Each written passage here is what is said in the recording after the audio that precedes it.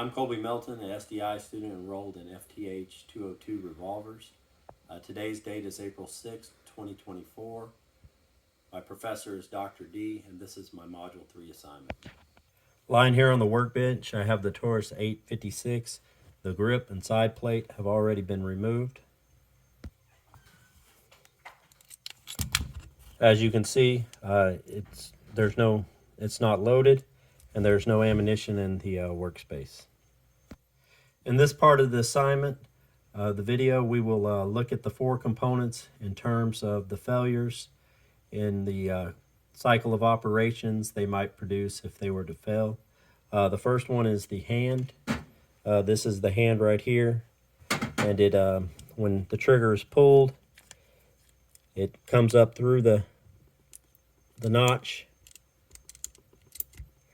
and turns the ratchet on the cylinder. If the hand were to fail, the malfunctions that you would most likely have would be a failure to lock, feed, or chamber, although it could be argued that it wouldn't be feeding or chambered because that was done manually.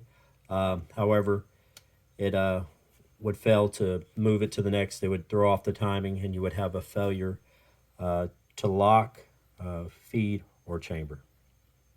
The next component is the Sears. In the double action, you have two Sears or two Sear surfaces on the hammer assembly. The first one's right here for single action, and then you have the double action Sear in this portion that's called the fly right here. And some would also argue that that's also a Sear surface right there on the trigger as well. So if you're pulling the trigger for it to cock, it actuates the double action Sear right there. If you're cocking it manually, it's going to go to the second one, the single action Sear. If either way you had a failure with the Sear, you would have a failure to cock or a failure to fire. It would most likely not be able to throw the trigger back to the cock position, or here it would not be able to stay in the cock position, and the trigger would most likely go forward prematurely, so you would have a failure to cock or fire. This piece right here is the cylinder stop, and if that were to fail, you would either have a failure to unlock or a failure to lock. If for some reason it got jammed in the up position or broke in the up position, the revolver would be ceased and it would not be able to move. However, if it was down in the down position and failed, the cylinder wouldn't lock, so you would have a failure to lock or unlock if the cylinder stop were to fail. The next component is the hammer strut. It's right here, and it powers the hammer. So from the cock position, it compresses the spring, and then when the trigger's pulled or continued to pull, that pushes it back up.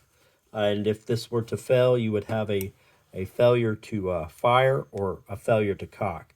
If for some reason it left it in the down position because it broke out this end or something, it would simply just possibly get stuck in this position and not have the power to send the hammer forward, causing a failure to fire. Or if it was to break and this portion was to go up here, it might cease it to where you would have a failure to cock, or when you pulled the trigger or whatever, it just may cease and there'd be a failure to cock instead of a failure to fire. At this time, I'm going to go ahead and reassemble the revolver so we can move to the second part of the assignment. In this part of the assignment, we're going to measure the barrel twist. First, we're going to insert the rod, and then as you can see, we've already put the patch on there. We flagged it. And just as it starts to get traction right there, we're going to come up here, arc the rod over there, and then we're going to turn it to 1/8 of an inch, or to 1/8 of a turn, which is right about there. And we're going to mark it again.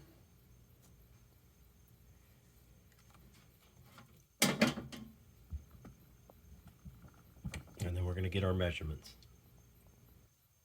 And as you can see, that's about 2.15.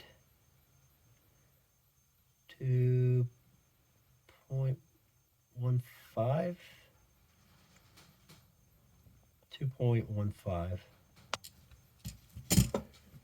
So the formula to find the barrel twist is inches times the denominator equals the twist rate. So we have 1 over 17, or 1 over 2.5. So 1 over 2.5 inches times 1/8 equals x. 2.5 times 8 equals 20. And then 1 over 20 times 1, or equals 1 and 20. So the twist rate is 1 twist per 20 inches, which is pretty close to the 1.22.